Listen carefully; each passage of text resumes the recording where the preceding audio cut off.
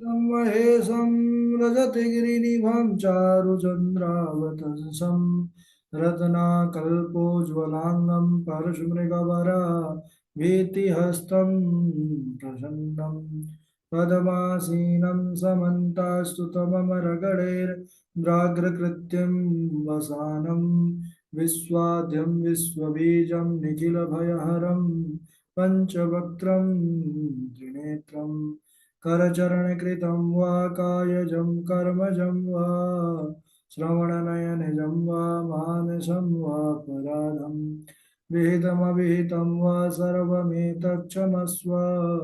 जय जय करुणाब्धे श्रीमहादेव शम्भो। श्रीलक्ष्मीनाथ समारम्भां नाथया मुनिमध्यमाम् अस्मदाचार्यपर्यन्तां वन्दे श्रीगुरुपरम्पराम्। अञ्जनानन्दनं वीरं जानकी शोकनाशनं कपीशमक्षहन्तारं वन्दे लङ्काभयङ्करं। भक्ति भगवन्त गुरु चतुर्नाम एक, इनके पद वंदन किए नासत विघ्न अनेक। बोलिए श्याम सदा शिव भगवान की जय। पावन शिव महापुराण की जय। परम मंगलमय परात्पर अखिलेश्वर अचिंत कल्याण गुणगण निधान सर्वेश्वर सर्वाधिपति श्रेष्ठ आचरणवान प्रजा के सुखदाता विज्ञान के पूर्ण ज्ञाता देवादिदेव जगत नियंता जगदीश्वर पंच तत्वोत्पादक विश्वेश्वर मंगल करता श्री श्याम सदाशिव भगवान के पावन चरणारविंदों पर कोटि नमन नतमस्तक वंदन एवं अभिनंदन। हराम्बा भगवती जगदीश्वरी शंकर शिव प्राण वल्लभा जगत जननी माँ जगदम्बा माता पार्वती जी के पावन चरणारविंदों पर कोटि नमन। शिवाय शंभो भया शब्द विग्रह शिव महापुराण को कोटि कोटि प्रणाम। समस्त भूतादिक सिया राम में सूर्य जाने कर हम प्रणाम जोड़िए गोपाल। बड़े ही आनंद के साथ अभी हम सब शिव महापुराण के अंतर्गत पार्वती खंड पर प्रवेश करके भोलेनाथ का सुंदर मैया पार्वती के संग विवाह का महान महोत्सव का हम सब लाभ लिए। अब बाबा मैया पार्वती को लेकर के कैलाश को आ चुके हैं। कैलाश में आए सभी देवताओं ने फिर विदा लिया, अपने अपने घर को गए।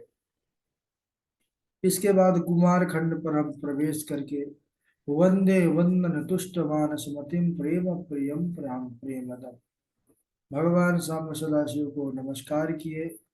जो सदाशिव से यह संसार बनता है चलता है और उन्हीं के द्वारा संहार होता है। जो जीव के अंदर बाहर स्थित है ऐसे शिव भगवान के चरणों में कोटि कोटि प्रणाम। सज्जनों, इसके बाद नारद जी बोलते हैं ब्रह्मा जी महाराज से कि हे ब्रह्मन, आपने लोक कल्याणकारी भगवान शंकर जी का वह महान उत्सव जो था विवाह का महोत्सव, आपने वहां का सुंदर वर्णन किया। अब आप आगे बताइए कि विवाह करने के पश्चात क्या लीला किया प्रभु ने। गत्वा स्वपर्वतं ब्रह्मन् किमाकर्षाधिवद्वत्। बाबा पर्वत पर कैलाश पर पहुंचकर फिर जो है आगे कौन सा चरित्र किए उसको सुनाइए। क्यों? क्योंकि महाराज प्रभु तो आत्माराम थे, विवाह तो करना ही नहीं चाहते थे, लेकिन देवताओं के प्रार्थना पर वे फिर विवाह के लिए राजी हुए। और देवताओं का जो उद्देश्य था कि भगवान शिव से जो पुत्र होगा उससे तारकासुर का वध हो, तो वह फिर पुत्र कैसे हुआ और कैसे तारकासुर का वध हुआ ये सब सुनना चाहते हैं। यह जब नारद जी ने निवेदन किया तो ब्रह्मा जी कहने लगे, और वही सूत जी महाराज शौनकादि ऋषियों से कह रहे हैं कि नारद जी के ऐसे प्रश्न करने पर ब्रह्मा जी बोले कि हे नारद, आपने जो मुझसे पूछा है मैं कह रहा हूँ, आप श्रवण कीजिए। श्रूयतां कथ्यतां यद् कथां पाप प्रणाशिनीं यां श्रुत्वा सर्व पापेभ्यो मुच्यते मानवो ध्रुवम्। जिस कथा को मैं कह रहा हूँ हे नारद, वह कथा सभी प्रकार के पापों को नष्ट करने वाली कथा है तथा इसको सुनकर के निश्चय ही मनुष्य सभी पापों से मुक्त होकर भगवान शिव का बड़ा प्रेमी बन जाता है। भगवान शंकर मैया पार्वती को ब्याह करके जब पर्वत कैलाश पर लेकर आए, कहने लगे अनेकों उत्सव होने लगे कैलाश पर। जब से जगदम्बा आती हैं पार्वती, तब से वहां पर महाराज उत्सव ही उत्सव होने लग गए। इसके बाद कहते हैं महादेव महादेवी के साथ सुंदर निर्जन और मनोहर स्थान पर पहुंच गए। वहां देवताओं के सहस्त्रों वर्षों तक वह विहार लीला करते रहे। देवताओं के सहस्त्र वर्ष महाराज। उस समय कहते हैं कि विशाल जो समय था, वह काल को मानो महादेव ने क्षण के समान व्यतीत कर दिया। इधर हाहाकार होने लगा देवताओं में कि शंभुनाथ को विवाह हुए हजारों वर्ष होने को आए हैं, लेकिन अभी तक कोई पुत्र नहीं हुआ। हम सबको बड़ा कष्ट है कि यह असुर किस प्रकार मरेगा। जाए सभी सारे देवतागण जो है एक सुमेरु पर्वत पर सभी ने वार्तालाप किया कि अभी तक पुत्र क्यों नहीं हुआ है, अब वह महाराज देरी क्यों हो रही है। ब्रह्मा जी के पास सब जा करके अपना अपना मंतव्य कहे, और ब्रह्मा जी साथ में लेकर विष्णु जी के पास पहुंचे और विष्णु जी से भी निवेदन किया कि महाराज अभी तक कोई पुत्र नहीं हुआ, इसलिए हम सब बड़े परेशान हैं। हजारों वर्ष हो गए हैं लेकिन अभी भी लीला विरत नहीं हो रहे महादेव। विष्णु जी ने कहा कि देखो देवताओं, महादेव की जो जब इच्छा होगी वह स्वयं ही विरत हो जाएंगे। लेकिन याद रखना, मनुष्य जो भी किसी स्त्री पुरुष का वियोग कराता है, उसको जन्म जन्म में स्त्री पुरुष का वियोग सहना पड़ता है। हे देवताओं, 1000 वर्ष में पूर्ण हो जाने पर आप लोगों का जो मनोरथ है वह पूर्ण हो जाएगा। भगवान शंकर के पास जब आप लोग जाएंगे तो भगवान शंकर का जो तेज है वह पृथ्वी पर गिरेगा, प्रादुर्भूत होगा, और वहां से पुत्र की उत्पत्ति होगी जो आप सबके दुख कष्ट को दूर करेगा। उस तेज से आप लोगों को कल्याण होगा। इस प्रकार भगवान नारायण ने सबको सांत्वना दिया। सभी देवता अपने अपने स्थान को सज्जनों चले जाते हैं। इधर बहुत दिनों तक भगवान सर्वशक्तिमान सांब सदाशिव साथ में जब लीला विहार कर रहे थे, कहते हैं कि उस समय महाराज जो पृथ्वी थी वह डोलने लग गई। पृथ्वी शेष एवं कक्षप के धारण करे रहने पर भी कांप उठी। त्रैलोक में भय व्याकुल हो गया। फिर सारे देवता ब्रह्मा जी के साथ भगवान विष्णु के पास गए। सारे दुखी देवता भगवान से निवेदन किए अपने कष्ट को। देवता कहने लगे कि हे रमानाथ, हे प्रभु नारायण, हमारी रक्षा कीजिए। पता नहीं किस कारण से सभी लोगों का, जीवों का वायु स्तंभित हो गया है। प्राण वायु ना तो श्वास ले रहे, ना श्वास छोड़ पा रहे। बड़ा भय व्याकुल हो गया है, सभी भयभीत हो गए हैं।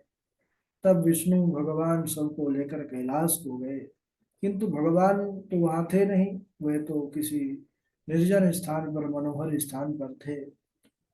अब इधर गणों से पूछा कि देवादिदेव कहाँ हैं। भगवती पार्वती के स्थान पर है, ऐसा गणों ने कहा।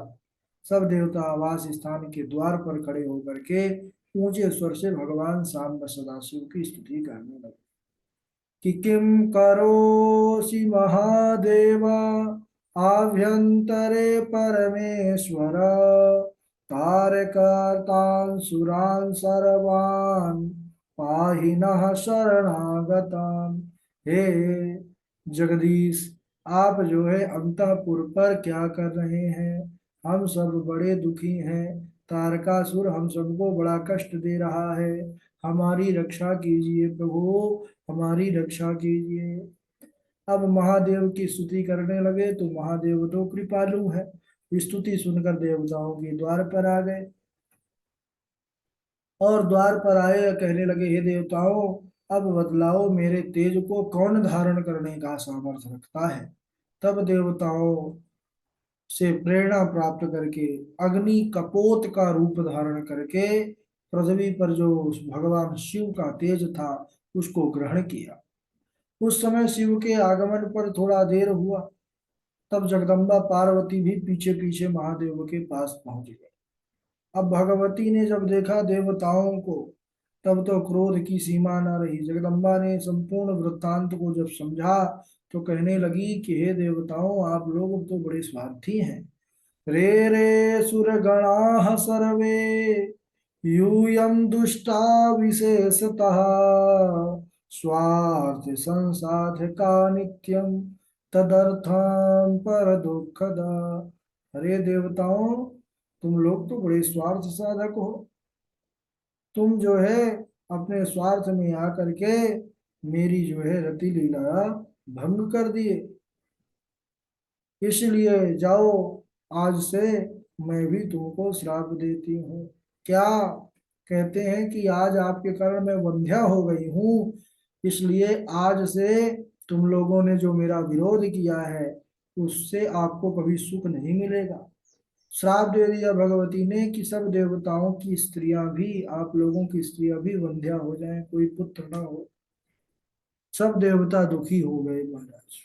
फिर भगवती ने अग्नि को भी श्राप दिया, क्योंकि उसने ही कपोत का रूप धारण करके भगवान शिव के तेज को ग्रहण किया था। तो भगवती ने उसको भी क्रोध में आकर श्राप दे दी कि सर्वभक्षी भव सुचे पीड़ितात्मेति नित्य सहा। हे अग्नि, तुम सर्वभक्षी हो जाओ, सब कुछ ग्रहण करो और सदैव तुम जलते रहोगे, दुखी रहोगे, ऐसा श्राप दे दिया।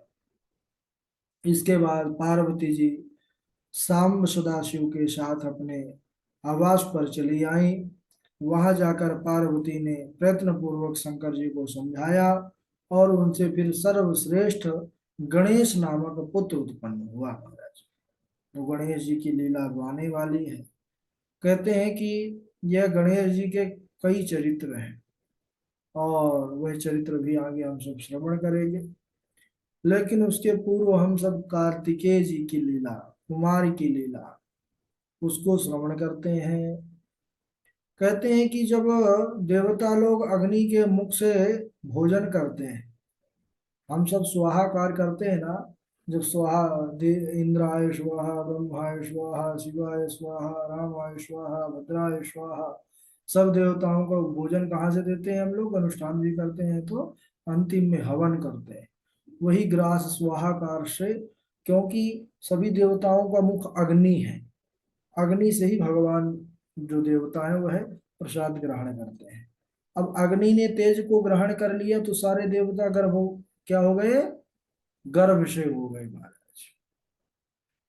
अब तो शंभु का विशाल तेज, अमोघ तेज, क्या उसको देवता लोग धारण करने में सक्षम है? नहीं, सारे जलने लग गए महाराज। अब सब देवता दुखी होकर, पीड़ित होकर के भगवान शंकर की शरण में आए और पार्वती सहित महादेव की स्तुति करने लगे, महाराज हमारी रक्षा कीजिए, रक्षा कीजिए। देवताओं की दीन वाणी सुन करके सदाशिव कहने लगे कि हे देवताओं, आप लोग ऐसा करो, अगर सुखी होना चाहते हो, इस कष्ट से मुक्त होना चाहते हो, तो मेरे तेज को शीघ्र वमन कर दो। वमन यानी उस तेज को मुख से ही निकाल दो। वमन करने को जब कहा, सारे देवताओं ने महाराज आज्ञा पाते ही उसको तेज को वमन कर दिया। अब शंभु का वह बड़ा अखंड तेज, कहने लगे कि जहां पर गिरा वह पर्वताकार हो गया, अंतरिक्ष का स्पर्श करने लग गया। सभी देवता प्रसन्न हो स्तुति करने लगे, क्योंकि वह तो प्रसन्न हो चुके थे। किंतु अग्निदेव प्रसन्न नहीं हुए, वह वैसे ही जलते रहे। उन्होंने भगवान शंकर से निवेदन किया, महाराज मुझे भी तो प्रसन्नता दीजिए, मेरा कष्ट कैसे दूर हो? महादेव प्रसन्न होकर के बोले कि हे अग्नि, तुम मेरी शरण में आ गए हो तो तुम्हारा भी सारा दुख दूर हो जाएगा। तुम ऐसा करो कि किसी सुलक्षणा स्त्री के गर्भ में इस तेज को स्थापित कर दो। इससे तुम दाह से मुक्त हो जाओगे। दाह यानी जो जल रहा है, ताप है, उससे मुक्त हो जाओगे और विशेष रूप से तुम सुखी हो जाओगे। तब अग्नि देवता बोले, नाथ, यह आपका तेज तो धारण करने में कोई सामर्थ्य नहीं है। आदि शक्ति जगदम्बा के अतिरिक्त कौन धारण कर सकता है? इतना सामर्थ्य किसमें है? किसी में नहीं है। तब भगवान शंकर ने अग्नि को उपाय बतलाया कि देखो भाई, तपो मास स्नानम कर स्त्रियो यास्यो प्रगेषु च। यानी तपोमास, तपमास यानी कहा गया है माघ को। माघ मकर गत रवि जब होई, तो उस समय तीर्थराज प्रयाग में सब संगम स्नान करने जाते हैं। प्रातः काल कहते हैं सब ऋषियों की पत्नियां आएंगी और वह समर्थ हैं, और तुम अग्नि रूप में रहना। तुम्हारे पास आए तो तुम उनके शरीर पर इस तेज को स्थापित कर देना। उससे तुम दाह से मुक्त हो जाओगे। अब अग्नि महाराज ऐसा ही किया। सब ऋषियों की पत्नियां आई। ठंड से पीड़ित हो रही थी भाई, उस समय कड़ाके की ठंड पड़ती है। उनमें से 6 स्त्रियां अग्नि ज्वाला के समीप जाने की इच्छा करने लगी। अग्नि जल रहे थे एक जगह पर। अब ठंडी में अग्नि मिल जाए तो महाराज लगता है हाथ पैर सेंक लो फिर आगे बढ़ो। रास्ता से चलते हुए भी अग्नि कहीं मिल जाए तो यही लगता है कि थोड़ा हाथ पैर सेंक लिया जाए, फिर थोड़ा सा आगे चला जाए। अब वह 6 स्त्रियां भी इतनी महाराज ठंड से परेशान भई। उन्होंने कहा पहले अग्नि बढ़िया जल रही है, ताप लेता है। अरुंधति मैया तो जानती थी, सात में से वशिष्ठ की पत्नी है अरुंधति। उनको तो सब पता था। शिव जी की आज्ञा से महाराज उन्होंने सब जान लिया, शिव जी की कृपा से। रोका कि देखो वहां मत जाओ, ठीक नहीं है जाना। लेकिन वह एक ना सुनी, बोले तुम मत जाओ, हमको ठंड लगती है, हम जा रहे। 6 बहन जाती हैं। और जैसे ही वह अग्नि तापने लगी, अग्नि देवता यही चाहते थे, इसलिए तो जल रहे थे। वह रोमकूप जो होते हैं, रोमा होते हैं ना, रोए, उसी के माध्यम से अग्नि देवता ने उनके शरीर के अंदर शंभु के महान तेज को स्थापित कर दिया। अब वहां से जैसे स्थापित हुई वैसे ही उनका कष्ट दूर हो गया। लेकिन वह सभी मुनि पत्नियां गर्भवती हो गई महाराज। गर्भ से हो गई तो इधर बड़ी बड़ी विडंबना हो गई। घर गए तो पतियों ने भी निकाल दिया। इसके बाद क्या होता है हम अगले दिवस श्रवण करेंगे। आज यहीं तक। बोलिए सामने सदाशिव भगवान की जय। बारी बारी से श्लोक आप लोग सुनाएंगे। सबसे पहले पावनी है, पावनी जी के बाद कार्तिक जी है, डॉक्टर हृदय शर्मा जी हैं, गगन जी हैं, स्वामी विवेकानंद जी हैं। सुना दीजिए। राधे राधे गुरु जी। गिरिजे शृणु सुप्रीत्या मद्वचो धर्मवर्धनम। धन्या पतिव्रता नारी नान्या पूज्या विशेषतः। पावनी सर्वलोकानां सर्वपापौद्रनाशिनी। एकै धर्म एक व्रत नेमा। काय बचन मन पति पद प्रेमा। त्वदग्रे कथनेनान्येन किं देवि प्रयोजनं। तथापि कथितं मेद्य जगदाचारता शिवे। स्वयं रुरोध योगीशो गच्छन् कोऽन्या परा प्रभो। राधे राधे गुरु जी। चलिए, कार्तिक जी हैं, गगन जी हैं, डॉक्टर हृदय शर्मा जी हमारे। जी गुरुदेव, चरण स्पर्श। जी राधे राधे गुरु जी। राधे। कस्तार का सुरो ब्रह्मण्येन देवः प्रपीडितः। कस्य पुत्रस्य विब्रूहि तत्कथां च शिवाश्रयाः। कुरु शुचिर्भूत्वा ब्रह्माश्चायुतं तमः। वेद भविष्यति तत्पूर्वं भविता ते सुतः सदा। प्रिया मनोरथश्चैव पूर्णः स्यात् जगद् भवेत् क्लेशयुक्तं नितरा भूयो देवाश्च मुनयस्तथा। धन्यवाद गुरु जी। हाँ राधे राधे जी, राधे राधे गुरु। जी।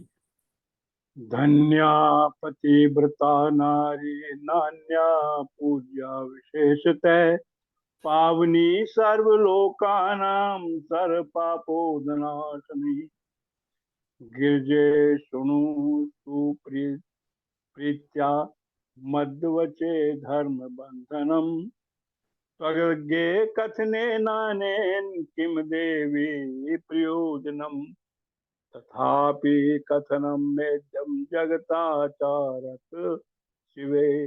राधे राधे गुरु जी। राधे राधे गुरु जी।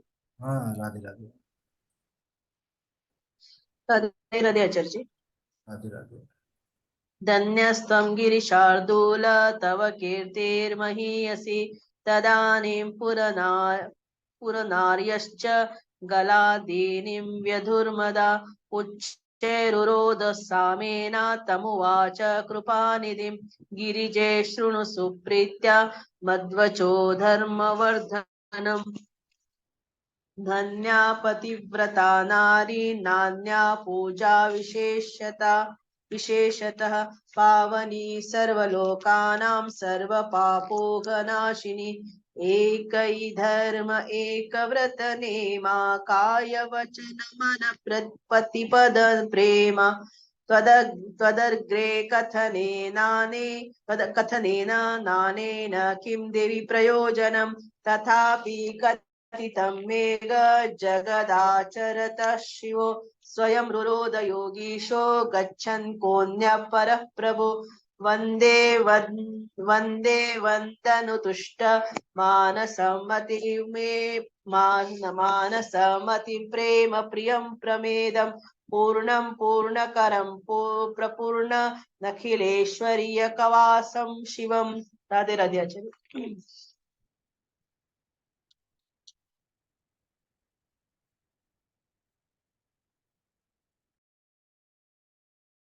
सभी लोग सुना चुके हैं गगन जी।